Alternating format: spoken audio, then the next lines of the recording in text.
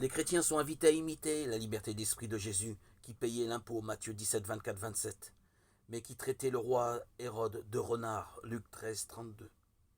Le climat politique de la Palestine au temps de Jésus était très tendu. Certains juifs collaboraient sans scrupule avec le pouvoir romain, d'autres le combattaient dans des groupuscules terroristes. Les adversaires de Jésus tentèrent de le compromettre dans des discussions politiques. Ils voulaient le prendre en défaut dans ce qu'il dirait pour le livrer au pouvoir du gouverneur.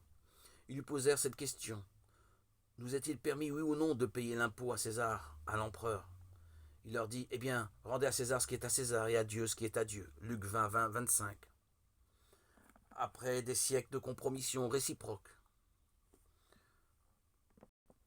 il est bien clair aujourd'hui que le pouvoir politique et religieux doivent être indépendants l'une de l'autre.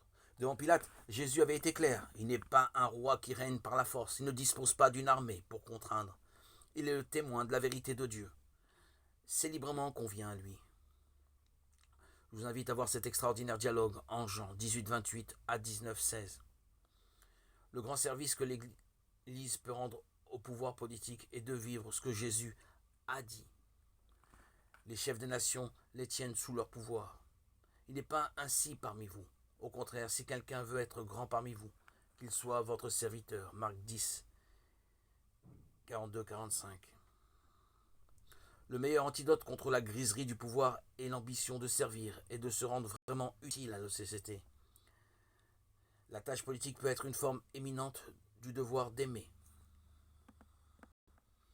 L'Église de Dieu ne peut être sous la coupole de la politique ou entre les mains de la politique, du pouvoir politique.